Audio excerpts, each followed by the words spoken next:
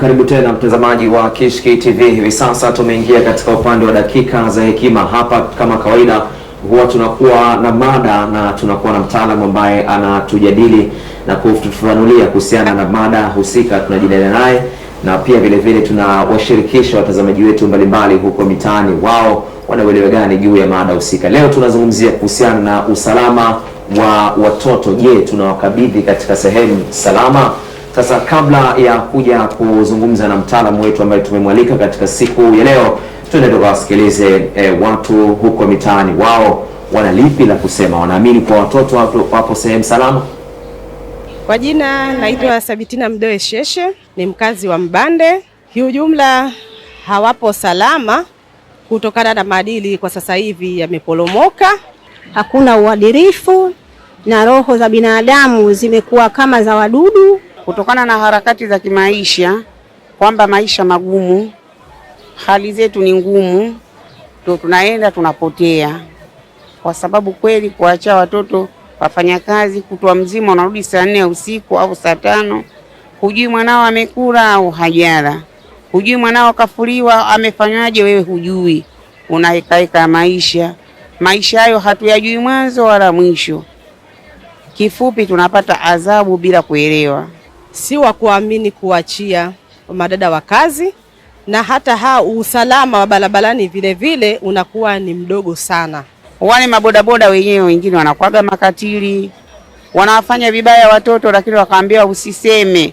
Kweli mtoto mwisho wa siku unamuona mwanao ananyundia, huelewi. Sasa nayo hii muda mwingine hata mzazi muda mwingine anakuwa mnyonge kiasi fulani.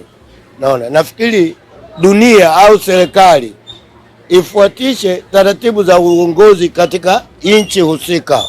Kizazi kinachozaliwa sasa hivi akijakizi kwa nafsi ya kilichozaliwa na huyo mtu aliyomzaa. Kwa kikubwa ni uangalizi ufanyike, wazazi wawe makini na watoto wao kuachia madada kazi, na vile vile ninavyoshauri pia hata vile vile wazazi wawe na ukaribu na walimu, kwa sababu walimu ni walezi wakubwa kuliko hata wazazi, kwa sababu walimu wanakaa muda mrefu sana na watoto kuliko hata mzazi anayetoka asubuhi na kurudi jioni. Dakika za hekima.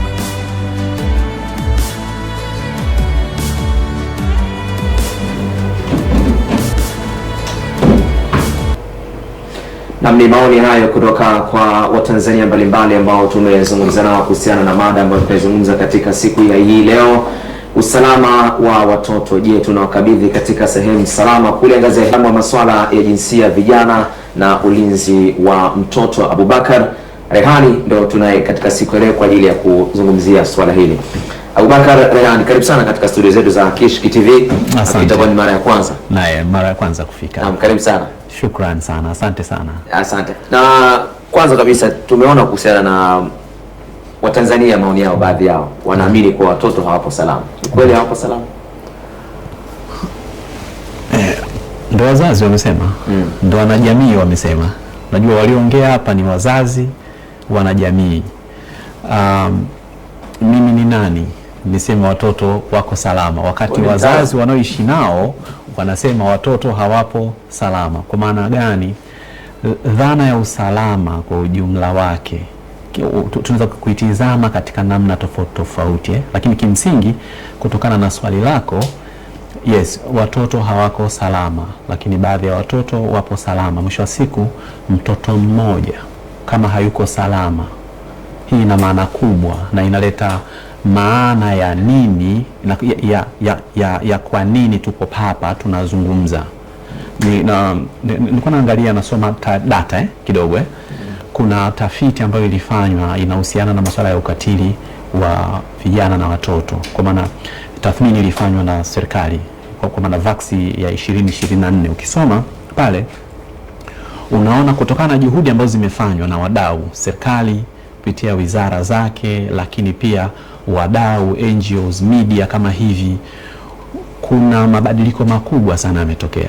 Ukiangalia tangu ya utafiti uliofanyika mwaka 2009 mpaka leo, tumetoka kwa mfano kwa wasichana kwenye ishu tu ya ukatili wa kingono, tumetoka kwenye 33% mpaka 11% kutokana na ripoti jinsi inavyosema. Lakini pia upande wa ukatili wa kimwili tumetoka kwenye 76% mpaka 24%. Na ukiangalia kwa wavulana pia tumetoka kwenye 21% kwa maana ya ukatili wa kingono mpaka 5%. Lakini pia ukiangalia kwenye ukatili wa kimwili kwa wavulana tumetoka 74% mpaka 21%. Kuna juhudi kubwa inafanywa. Lakini narudia tena, umeona watoto 11% waliobakia, mtoto mmoja akiwa hayuko salama, maana yake kuna jambo kubwa linaendelea. Tunazungumza haki za watoto na haki za binadamu, kuna vitu vinakuwa vimeshapoteana hapo. Kwa hiyo yes, naungana mkono na wazazi wanaosema watoto hawapo salama. Mtoto mmoja akiwa hayuko salama kwenye jamii yetu, jamii haiko salama. Mr. Abubakari, tuleka hao wazazi ambao tunataka kuwasikia hapa. Wanasema hawako salama na wewe umeyasikia hivyo. Ndio. Na sisi pia tunasikia hayo matukio. Pengine kitaalamu, kwa mzazi kuna viashiria gani ambavyo anaweza akaviona kwa mtoto akagundua kwamba mtoto wake haipo salama licha kwamba hakuna madhara ya wazi ambayo ameyaona? Viashiria. Okay. Asante. Nafikiri kabla hatujaenda hata kusema viashiria, nafikiri kama utaniruhusu baada kuna vitu vichache kidogo tutengeneze msingi ulio sawa, kama tutengeneze platform yetu vizuri. Kwa mfano mtoto tunafahamu kutoka na miongozo yetu ana chini ya miaka 18. Kwa hiyo hilo tuanzie hapo kujenga, ili tukiwa tunajibu viashiria ni vipi, ni muhimu watu okay, mtoto wangu ana miaka 16, watu wengi wanaweza kufikiri mtoto ana miaka 2 ama 3. Kwa ndio maana nikasema lazima tuweke rekodi sawa, tukana sheria zetu mtoto yuko chini ya miaka 18. Lakini tukisema usalama wa mtoto pia lazima tuangalie katika mazingira gani. Nimesikia hapa mzazi anasema labda walimu wajengewe uwezo, yani kuna namna ambavyo tayari umeona katika watu 4 walioongea ama 3 tumeshafika kwa walimu. Tukisema dhana nzima ya usalama wa mtoto, mara nyingi tulikuwa tunazungumza maskani ama na watu tu hivi, ukisema kuhusu usalama watu wanafikiri kuhusu polisi, wanafikiri kuhusu wanajeshi, yani watu wanafikiri kuhusu dawati.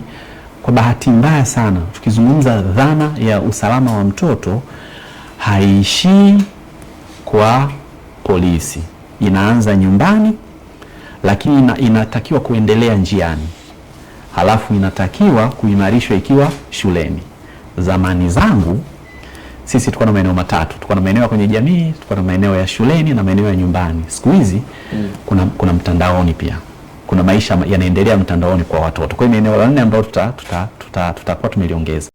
Kishki TV, nuru ya dini yako.